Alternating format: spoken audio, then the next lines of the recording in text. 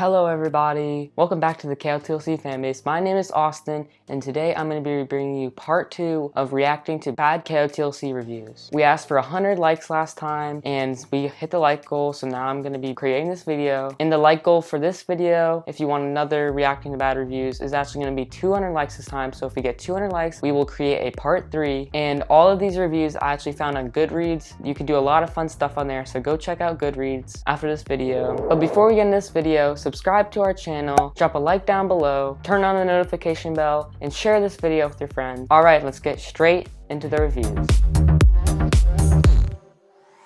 Okay, so I just pulled up the first review. But what would she do without her abilities? No one would want anything to do with her now. Not her friends, not the Black Swan, not Grady and Edeline. And she didn't blame them. She didn't want anything to do with herself. And then she says, ugh, I can't stand how shallow this is. I really disagree with this because I don't think this is actually really shallow. This is a really true concern from Sophie, and I don't think it's shallow at all. Alright, let's get into the next review. Alright, this person says, if Harry Potter was a twitchy 13-year-old girl with an eyelash-pulling compulsion, he would be Sophie. I could go on and on with the copy-paste plot, but why bother when Anna, literally exploration, already wrote the perfect 2-star review for me. Lame plot, lame characters, lame dialogue. Did not finish. So before this video, when I was reading through these reviews, I did see a lot of people saying this was a Harry Potter knockoff. And I actually have never read Harry Potter, so I don't know how to describe this against it. And I don't really think there's actually a lame plot and lame characters and lame dialogue. I think there's actually a lot of funny moments and a lot of really good characters in this book, and I think that Shannon did a great job in this series. So let's get on to the next review. Alright, this review is actually from my mom, and she says, shh, don't tell my kids I'm giving this 1 star. All 3 of my kids, including my 16-year-old son, are reading the series, and because cousins are also reading it. We are having a mother-daughter book discussion of the text, and she sighs. And actually, this is really awesome that our mom is actually reading it, and that, you know, all her children are reading it. That's actually really cool. And to also see a 16-year-old and to show that, you know, it's not just for ages 8 through 12. Okay, and then she goes on and talks about the good parts of the book. Okay, good parts. There's a female lead, but not a girl I want my daughters to emulate at all. Another reviewer calls Sophie a super special snowflake. That about sums it up. Inventive story, and my kids love it and we can have conversations. Discuss is too strong of a word for this book. She even says bad stuff about the book in her good parts, which I don't understand, but basically she's saying that she likes how the book has a female lead, inventive story, and that they can have conversation. Her dislikes, she says, what I didn't care for. This reads like a soap opera to me. Intense overreactions, catty girl drama, all the boys vying the attention of the main character, who is 12 by the way, jealousy, misunderstandings, etc.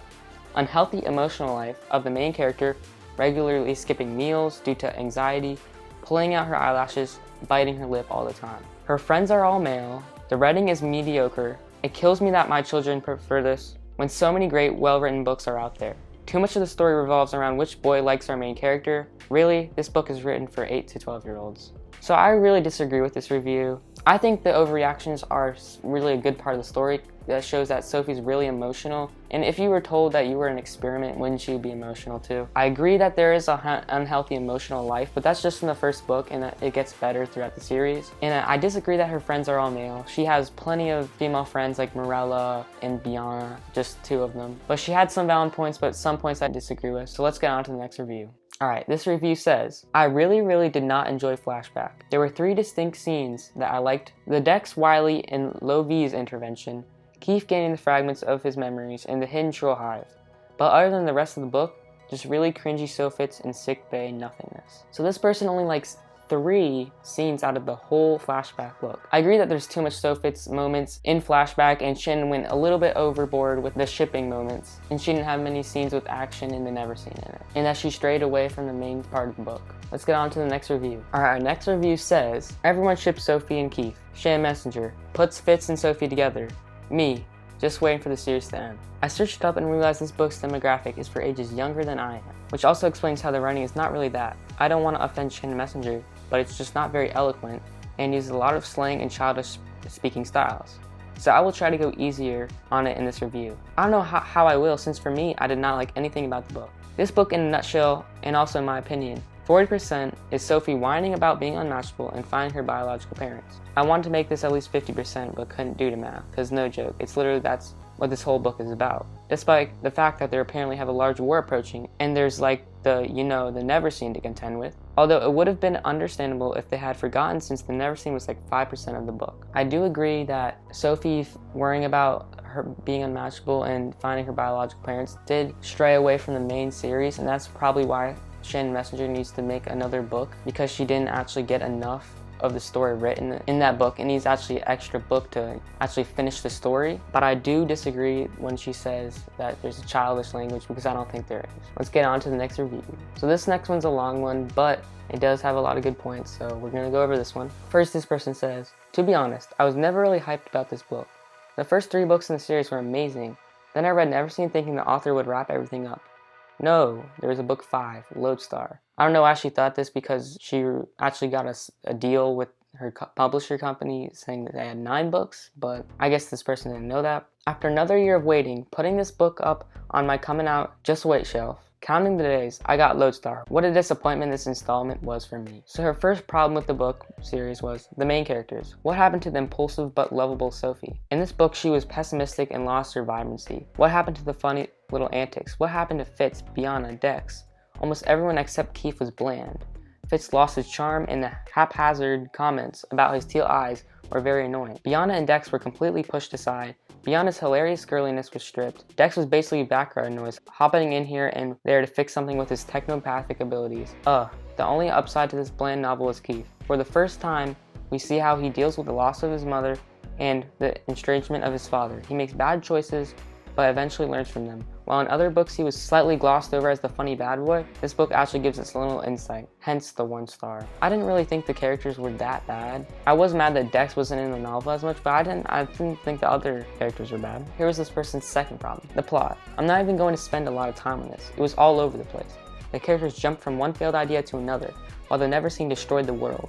There was a lot of moaning and bellyaching. Keefe was absolutely useless when he spent his time with the Neverseen. I swear, I didn't count, but I think he said I have a plan like 16 times. Nothing ever happened. Also, I think Mr. Forkle's death was a limp attempt at spicing up the ending. When a main character dies, and I really like Mr. Forkle by the way, I close up the book and take a break for a few days crying. This time, I just shrugged and slogged through the remaining 15 pages. On that point, anyone ever think about what might happen to Sophie and the Black Swan now? Mr. Forkle was Sophie's mentor and the head honcho of the Black Swan. Just asking. I agree, I didn't really like Keefe being in the Neverseen, but I do disagree with Mr. Forkle's death. I was sad over Mr. Forkle's death because he has taught Sophie mostly everything she knows, so I was kind of sad over that. So our next problem was the romance. I'm not a fan of romantic books. Rarely read them. In the previous Keeper of Lost City books, I wasn't a fan of the subtle love triangle, and I didn't think it added much to the plot. Apparently Fitz and Keefe subtly fighting for Sophie's favor, but now Dex has been added to the awkward love polygon, and it just ruined Lodestar. Among its other shortcomings, I felt like this was the straw that broke the camel's back.